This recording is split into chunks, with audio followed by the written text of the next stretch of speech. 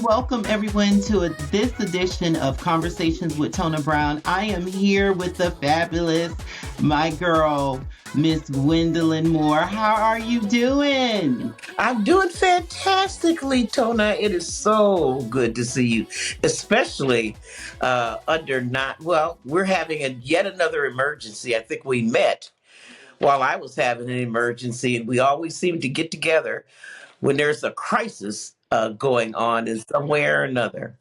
I know, it just seems to work out that way. I mean, for those who don't know, when you hear this, we just had a horrible plane crash in DC.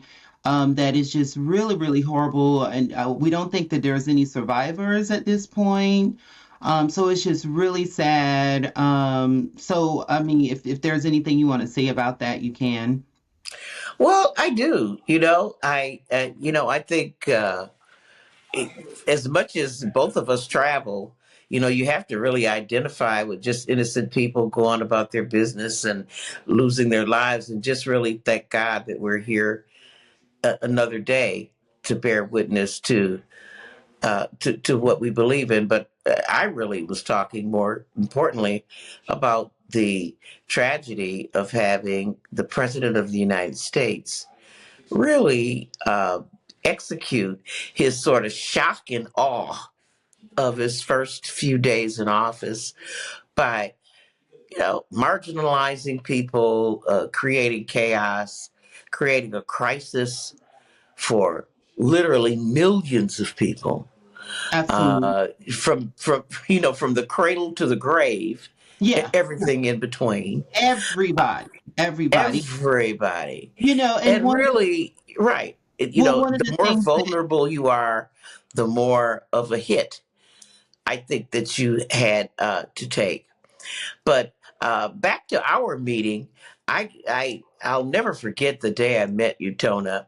My son was lying in the hospital near death yeah. from an infection of Legionnaire's disease, and I got on the plane, visibly shaking and upset, and sitting in a middle seat, and you were by the window. And so, what was your reaction to seeing me? I mean, I hadn't spoken to you or Yeah, anything, but you opened up first. absolutely. I just remember seeing someone that was clearly in some kind of pain, and when I was like, you know what? Well, why don't I see what I can do to kind of, help you out a little bit because you were visibly shaken, you were crying. And so only thing I could think of my silly self was to just be like, hey, I have some like trail mix or something in my purse. And you were like, oh, thank you. I'm so hungry. And I said, hey, I have this trail mix and how are you doing? And it just sparked a conversation. And that's when I got to know that you were actually a congresswoman. I had no idea. We of course were both going to different places. It was an emergency, so they put you in the seat next to me, and I was just so grateful to have met someone like yourself, like by accident on this plane. But And it you was were just the person I needed at that time. We were stranded for like overnight. oh yeah, it was ridiculous. We went It, to it was some. crazy. And my sister Brenda says that thank God I didn't get there to see the condition my son was in that first 24 hours, because he had tubes coming in and out of everywhere. They had him on dialysis for 8 days. Uh, and he is alive and well now. He's now a state representative in the state legislature. All right And now. yeah, and doing well. But I guess Tona, we had promised that we would get together and we would talk, but this is a perfect time for us to catch up. Um, just yesterday, as you know, the president was forced sort of to back down from really impounding trillions of dollars of spending, as one of his executive orders demanded that the Office of Management and Budget freezing on all appropriations, even those appropriations, of course, that Congress had already passed, both houses signed into law. The law And and of course, as is usual with this president, he overstepped his boundaries and overstepped his powers. And we had many organizations, and thank God, I just want to thank all of those organizations that had standing, hospitals and community health centers and nursing homes and all that weighed in to the crisis that this was creating. I had one young man who's the administrator of a program called Independence First, and they provide meals to 26,000 meals a day to Wow. people in our area, and they weren't going to be able to provide that. So the whole notion that no individuals were going to be hurt by this was absurd. Uh, Absolutely. Absolutely. you And know, remember when we first met, we were going through that problem where there was a bathroom bill for transgender people, and you noticed that I didn't go to the bathroom at the airport. Now, for people, I actually didn't need to go at that time, but it was something that really transformed our friendship when you said, I went to the restroom like 2 or 3 times. I can only imagine what it's like to have to hold your pee. the agony. And, my newest colleague, Sarah McBride, who is a representative from Delaware, and of course, they have a seat. She has to run statewide. Right. And she won with an overwhelming margin out of Delaware. A trans woman, Sarah McBride, wonderful, intelligent. She immediately, even before she took office, was attacked Yeah. by It was the first Nancy thing. Mace, and saying, "Oh, you can't come you can only come to the bathroom that corresponds with your birth certificate, whatever, ridiculous, whatever." Yeah. And we just kind of ignored it. I don't know where she's going to the bathroom, but that she's accommodated. She's been involved in all the women's uh, activities. She's joined the Women's Caucus. She's a welcome member, uh, Right. and um, she's a sister, that really brings an important dimension to our caucus. And in terms of you know, it's hard to know any trans people because you all are so few in the Yeah, we're population. we're 0.002% of the population, but we were used by that administration so heavily to put fear in people. But I tell you one thing, a lot of this stuff that he is doing so early is backfiring. I'm getting calls around the world, and especially here in America, where people are just like feeling the hurt and the pain. Look what happened with the immigration stuff that we have going on. But before we get to that, what is your word for the transgender community? Because I know a lot of people are scared right now. For me, I'm a teacher. And so what I was worried about the most have been the trans youth. Everybody, but especially trans youth, because I work with them. I'm a vocal teacher. And so I'm oftentimes teaching. So what is your advice for people right now? Well, one of the things is that I used to call myself an ally of the LGBTQ community, and now I say I'm not an ally. I'm an accomplice. So I'm an accomplice, and I think that that the so-called allies are we're beginning to we're joining forces with GLAD and Human Rights Campaign and others to bring this to some sort of legal uh, uh, resolution, because the Equality Act, which we passed, signed into law, provided civil rights protections for people regardless of their gender identity. Mm-hmm. Yep. And we just think that that has some weight that we want to continue to litigate and to push forward, because it has consequences for more than just trans people, but it has consequences for all kinds of societies. I mean, one of the things that is, the military Yeah. has been number one in pushing back. And the president of the United States is, in particular, issued an order wanting to ban trans people from the military. And the military, and of course, any kind of DEI. And that's the issue. It's not just trans people, but it's DEI, period.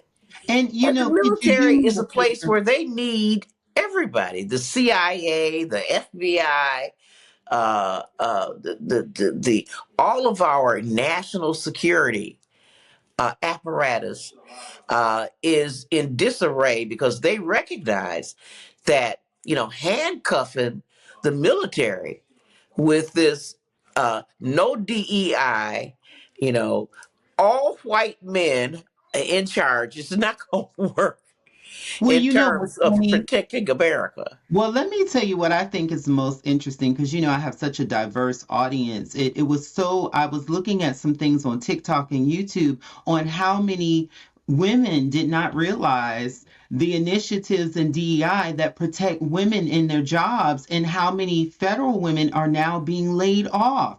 And a lot of them are saying, oh my goodness, I didn't realize we were DEI hires because of this freeze. So I think that as tragic as all this is, the silver lining for me is that we're waking up people to understand that every marginalized group is being affected. Everyone is being affected in general, like you said, veterans and other people. And I think we just all need to become a more empathetic nation and world and understand that just because you don't think something will impact you doesn't mean that it won't. And they're learning the hard way. The hard way. I mean, it was yesterday when that portal closed for Medicaid. It was everybody. It was disabled people. It was middle class people who had granny in the nursing home, were worried about whether or not there were going to be payments made to the workers there. Uh, it sent shockwaves throughout everything. I mean, Meals on Wheels, Snap. nothing to, all these executive orders, and just beat up on trans people, these 0.002 people, and pay no attention to the fact that, Granny is not going to get Meals on Wheels. We're not, your rural hospitals aren't going to get their bills paid.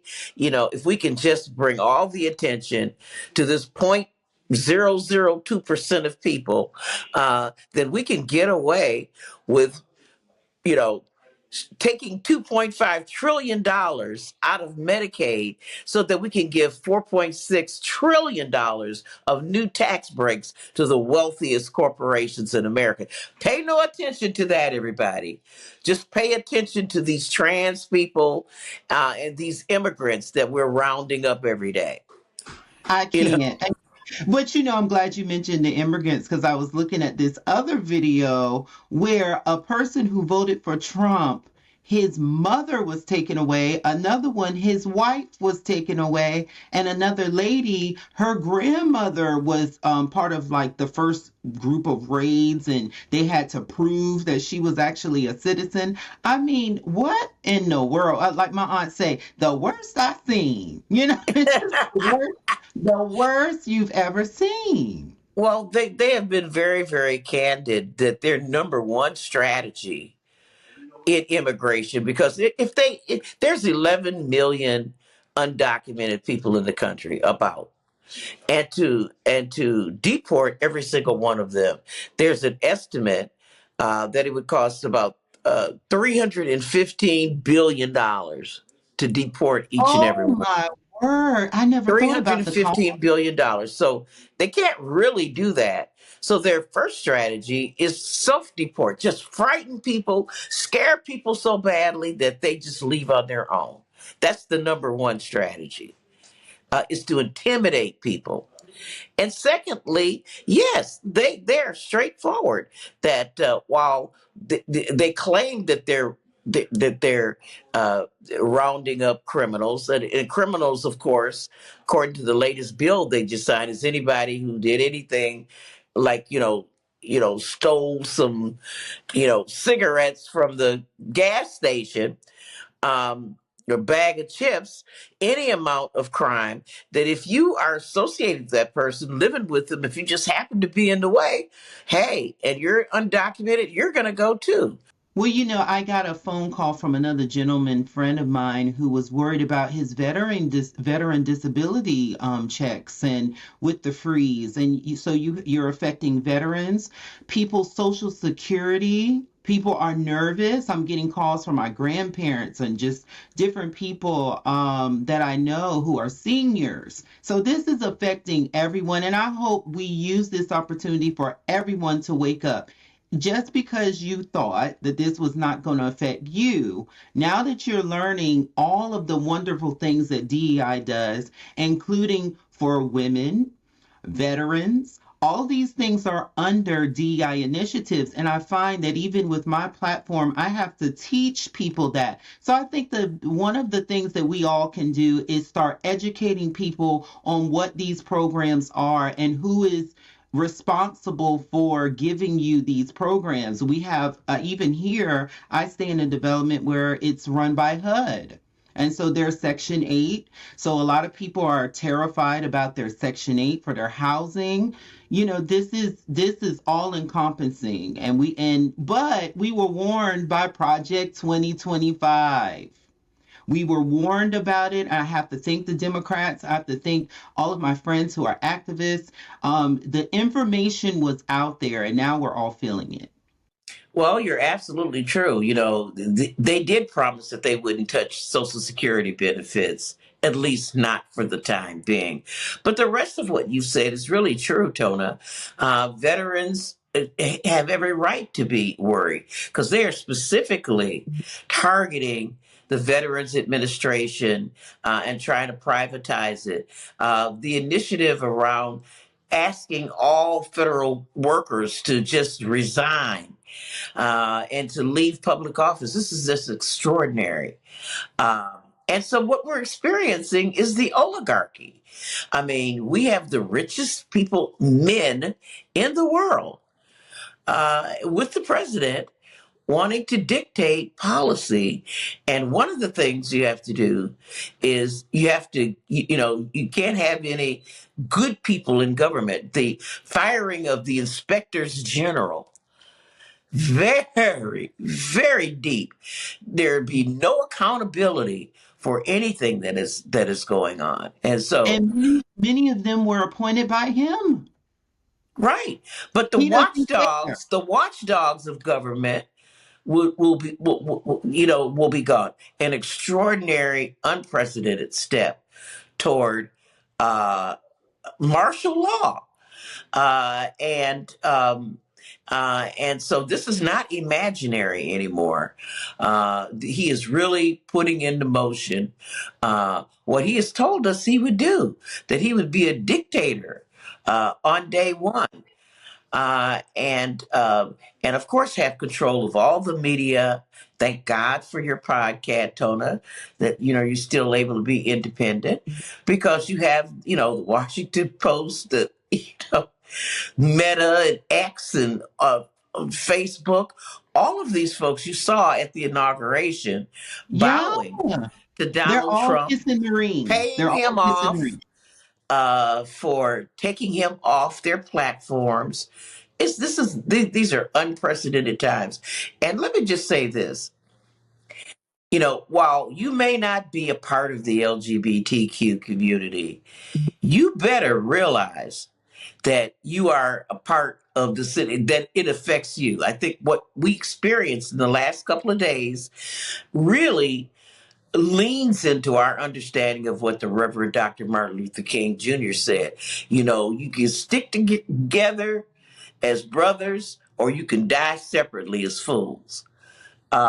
That this is where coalition building comes in, because, like you said, if you're a Mexican who's born here legally, um, you know, and you're surprised that your abuela, who wasn't here, is going to be deported, that's heartbreaking for you. Or to even think that they may go back and say, well, your mother was an illegal, and now that we're challenging citizenship, right to birthright to citizenship, you know, Yeah. we may be able to deport you. It's just Yeah. crazy.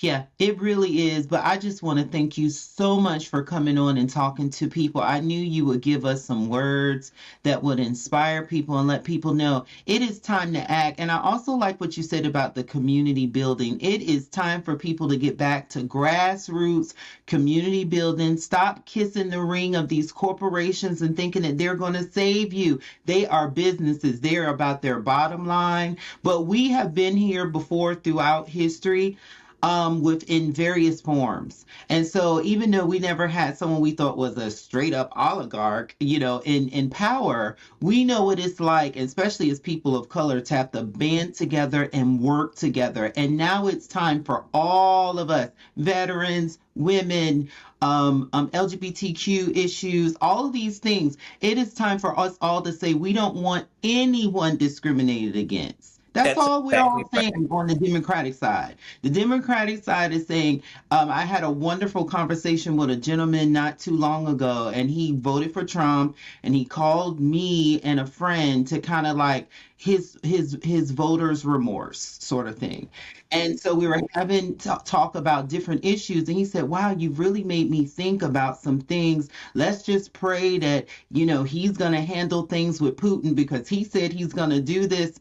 And I just thought to myself, after having this long conversation, that again, people don't really understand what the powers of the president is. They don't really understand how the government works. And when you don't understand that DEI also included women, even, or all of the things that we have just been saying, it means that we have to do better at educating the public. What do you feel Well, about that? to that point, one of the things we really have to worry about, which is so surprising that Joni Ernst in the Senate. Well, maybe it's not surprising that she voted for Pete Hegseth, because she was getting death threats. She's getting death threats. So I don't want to judge her. But I Right. mean, his big thing was he didn't think women should serve in the military, and that they shouldn't be in combat positions. In other words, they should not rise through the ranks. Uh, Wow. uh, and I'm talking about straight women should Right. not. So, as you said, DEI and lack of inclusion affects everybody, because white women have been the major beneficiary That's right. of Number one. of DEI, and of course, our country has been the beneficiary. Everybody knows that any kind of problem solving situation is always better when you have a diverse group of people contributing, than it is to have all white men from Harvard. The more diverse the group is, the better the product is going to be.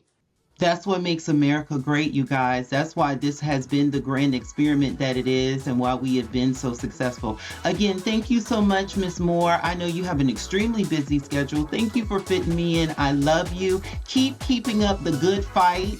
And I can't wait to see you again in 2025. All right, thank you. I'm going off to a Latina event, a purple dress event. And so I need Oh, that dress you got, Tona. That would have been perfect.